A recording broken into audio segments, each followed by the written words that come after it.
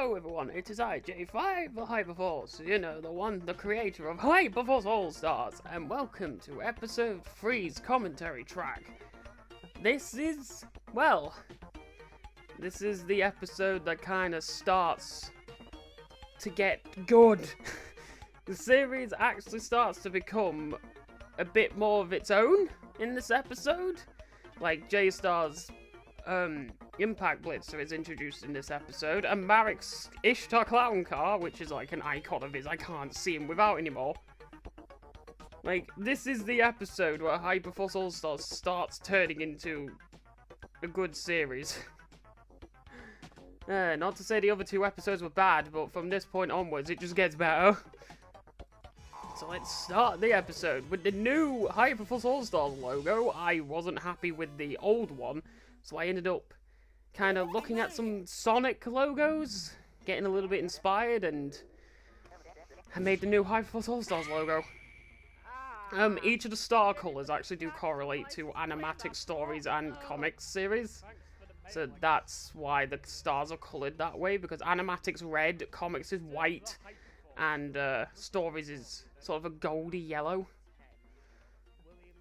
Also, show paper, because I was show in J5 vs. Flyable Heart. Also, that Fubi in the scene, yeah, that is the pet Fubi that I've been referring to from the other two commentary tracks. In this episode is very similar to... actually, no, wait, episode 4 is similar to this episode. Actually, this episode, episode 4, are both, the body pillows, are both similar to, shit, what do you call it? They're both very similar to episode 1 in sort of structure. But, also, the design of, J-Star's bedroom here is actually based off the bedroom I had at the old house I used to live at, back when I made this episode. But this bedroom is also based off, Alex's bedroom from the Star Stories. But the, sprite things, the sprite shit I used to do. So, yeah, that's a little bit of trivia for you. Welcome to William's School of Poshness and Elegance. This episode, as I think it does say in the credits, was inspired by the DDD School trilogy that was in the Kirby anime. Because there was 3 episodes... I'm just owning J-Star there. There were 3 episodes in the Kirby anime where King Dedede would buy a schoolhouse for Dreamland. One of the episodes was trying to make evil teachers. The other episodes were rowdy students, and the 3rd episode was like, oh, Dedede's gonna be one of the students instead. Yeah, bit of a trilogy of school episodes. This episode is kind of one of those. I always want to write sort of a school series, because the sort of anime I tend to watch are like high school series, you know, like K-On! And Lucky Star and Haruhi. So I've always wanted to try my hand in it. This isn't a proper attempt, but it just sort of reminds me that I actually do want to write a school series. If you actually look at my DeviantArt, there is a sub-series to Hyperforce All-Stars called Breath of the Aether, which is based off of Yu-Gi-Oh! Season 0. But, enough talking about me wanting to write school series. Let's actually talk about this episode, because this episode is actually... Like I say, this is when Hyperforce All-Stars actually starts getting better in its, well, everything. It's also the first episode where J-Star and Marik actually team up. That was an idea that I had for some time. Just having J-Star and Marik team up to absolutely annoy the shit into people. Kind of like when Tom and Jerry team up to take down a threat that's bigger than both of them combined, so... It's that sort of a plot line where the main villain and the main hero sort of team up to take on something bigger than them. Kind of like Mario and Bowser teaming up in in Super Paper Mario. So, yeah, some of these reaction, well, not reaction shots, but some of these animation quirks that get thrown in, like Crump's bloody eyebrows, Marik's spinning head there. It was just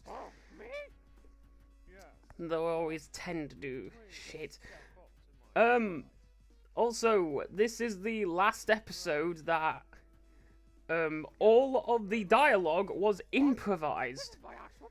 Every scene, you know, the proper dress code, the how to talk to ladies, all the scenes were, you know, like I said before in the other commentary tracks, they were planned. I wanted them to feel, you know, I planned them out. But then the dialogue itself is all improvised. This is also a better episode for William and pretty much everyone else. This does kind of show the character dynamic between J-Star and Marek. They're both assholes, but one of them's a villain and one of them's a hero, so Marek kind of does a lot more asshole-ish things, while J-Star's just sort of... The closest thing I can say is that J-Star, like, most recently, he is similar to that of Boom Sonic. Kind of just this jaded asshole hero type. And I guess you could say J-Star is also the parody of, like, light novel protagonists or shonen protagonists. Because he's pretty overpowered, and that's kind of the joke. In fact, episode 8, as you will see later in the commentary tracks, episode 8, there is specifically a scene where Marek says, "Hey, J-Star, I want to test your overpoweredness." Hyperforce All-Stars is just a parody of itself.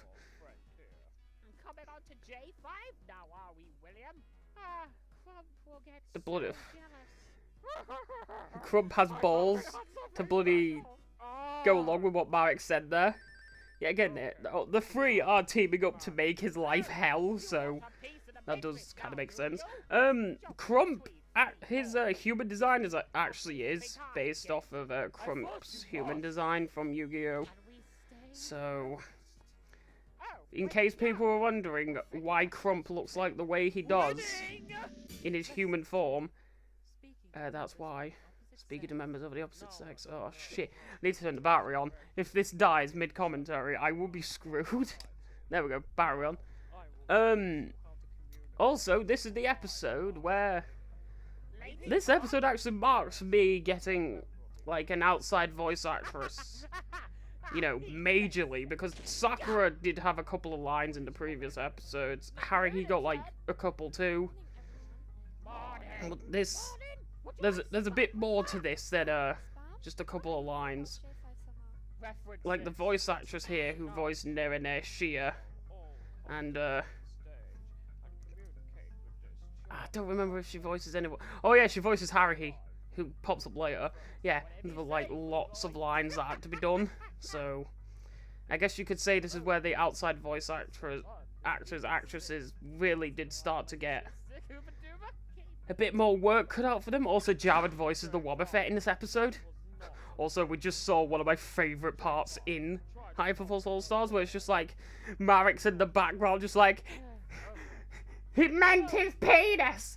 Do you want to take a ride on my discus, Sakura-Yui? He means his penis!" That scene is actually just one of my favourites. I mean, this isn't my favourite episode. It used to be my favourite episode. This one, but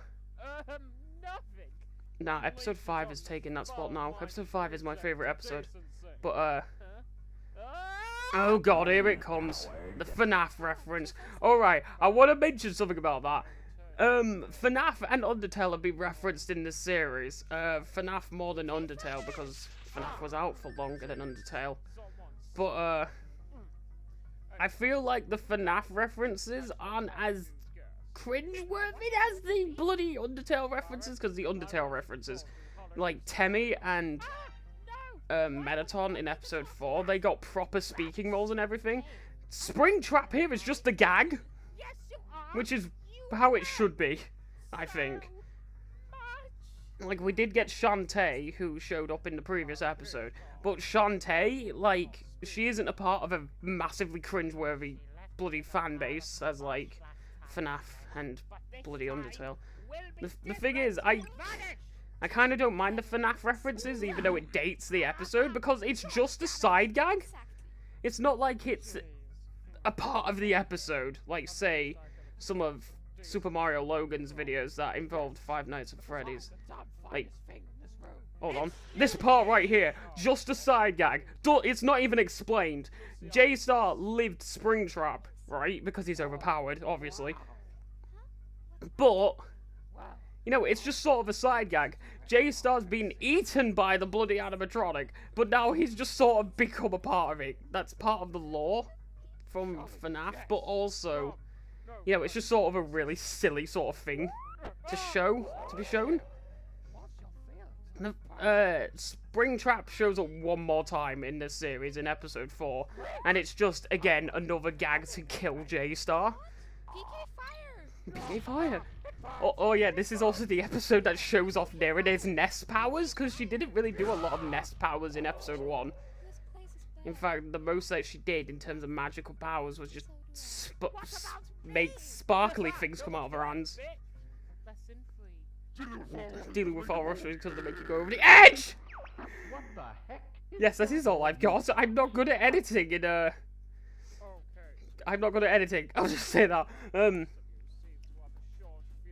Yeah, the FNAF references, I don't feel they're cringe-worthy. Probably, because it is FNAF. Anything FNAF is cringe-worthy, but you know what? It's a fucking side gag, at the very least. Oh, but now we come up to a point in the episode where it shows off J-Star's anger. That is something that the series doesn't really explore that well. J-Star is very anger-prone, and it's not really portrayed that well. Episode 8 portrays it very well, but that's because I wanted the episode to get stupidly edgy, so I put in the Dark Mega Revolution transformation, but I'll talk more about that in episode 8's commentary. But here's the Wobbuffet. Hyperforce All-Stars, if every character had a signature Pokemon, William would have to have this Wobbuffet. Also, this Wobbuffet is hacked, as proved in episode 6, because Wobbuffet can't learn Giga Impact, but he does know Giga Impact in episode 6. Also, my shit battle animations.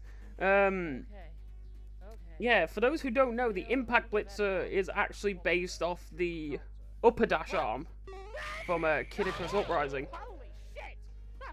And the sort of J-Star boosting towards the Wobbuffet, smacking him with it, sort of a reference to the Upper Dash Arm move that Pit does in Smash. But there's the Koopa Clown Car! The Ishtar Clown Car. I would actually talk about where that actually came from.